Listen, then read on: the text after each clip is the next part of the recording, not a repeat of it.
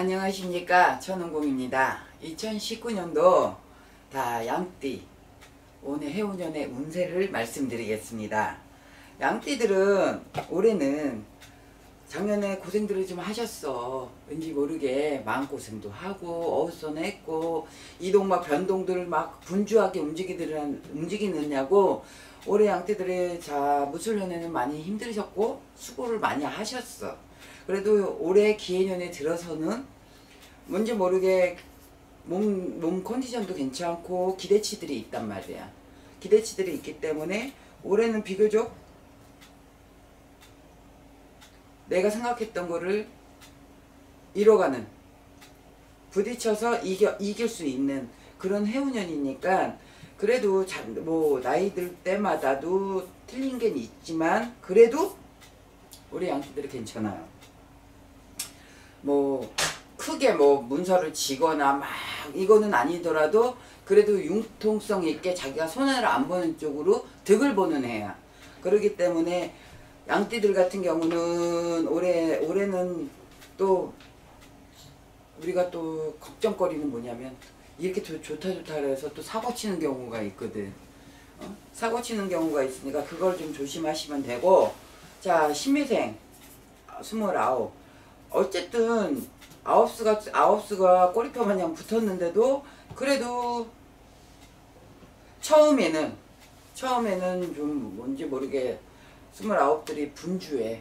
직장에서도 어떻게 내 자리가 아닌 것 같고 어디로 움직여볼까 마음이 많이 처음에는 마음을 많이 안정을 못할 거야. 그러는데 시간이 가면 갈수록 그래도 자기가 마음 추스리고 나면은 그래도 직장에서도 인정받아. 직장에서도 인정받고 내가 굳이 꼭 뭐를 하고 싶다, 사고 싶다 하는 거는 이뤄가는 해라고. 어떻게든 이뤄가질 거야. 그 다음은 버거워도. 그래도 29 신미생들 같은 경우는 머리도 현명하게 돌아가기 때문에 나이도 어리지만 그래도 자기 자리를 구축해 나간다. 자기 영역 자리를 넓혀 나간다. 그러기 때문에 신미생들 같은 올해는 나름 직장에서나 아니면 자영업 쪽으로 하시는 분들 같은 경우는 왠지 모르게 좀 조심은 해야 될 건 있어요.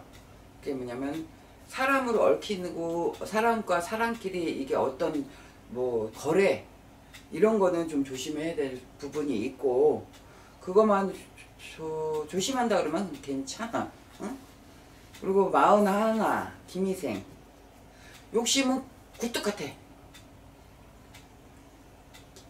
굴뚝 같지만 그래도 올해는 차근차근히 해서 자기가 계획한 대로 물건을 지을 건 지고 이름을 명성을 크게 띄울 거는 띄우고, 그래도 초반 중반보다는 하반에 뭔가가 막 움직일 거라고. 움직이면 현명하게 잘 조력자들을 하고 의논공론을 잘 해서 올해는 김희생 같은 경우는 많은 변화무쌍하더라도 자기 득으로 자기 힘으로 끌어가니까 올해는 김희생 같은 경우는 올 하반에는 기필코 내 손에 뭘 쥔다고 봐야죠. 응? 그 대신 사람은 너무 믿지 말아야 돼 올해. 응? 그래 재물이 들어오는데 어쨌든 금전이 도는데 그래도 사람을 너무 턱 믿고 가지는 마라. 응? 그런 말씀을 주시고. 정미생 53. 우리 양력으로 2월 3월 지금 점이지 운세지. 운세를 보는데 2월보다는 3월이 나요. 3월보다는 4월이 나요. 4월보다는 5월이 나요. 이렇게 달달이 느껴지듯이 느껴지고, 예를 들어 혼자로 컴백을 하셨던지 아직까지 혼자인 분들은 인연법이 하반에는 나와요. 근데 이제 본인들이 그동안 이제 혼자서 있었던 분들 같은 경우는 많이 까다로우시겠지. 근데 이제 좀 눈을 좀 내리시고 좋은 게 좋은 거다 하시는 분들은 그래도 인연법이 있어요. 이런 인연법도 들어오지만 사업을 한다면 사업 쟁취 어떤 거 인수를 한다. 인수를 해서 내가 다시 새롭게 해서 키워간다. 그런 것도 덕을 볼 수가 있어. 왜? 2월이 괜찮으면 3월이 더 좋고 3월이 괜찮으면 4월이 더 좋고 이렇게 올라가는 단계니까 그런 식으로 일세를 계획을 잡으면은 정미생들은 괜찮아요. 자리를 잡아 이제 하반에 내서 해운년 지나서 웬만큼 자리는 잡아간다고 해. 응? 단 사고수는 운전하시는 분들 사고수 또 어쨌든 살짝 부딪히든 뭐라든 놀랄 수니까 그거만 피하시면 돼. 응? 그거만 피하시고 을미생 자기 고집에 자기가 당하는 격이 돼.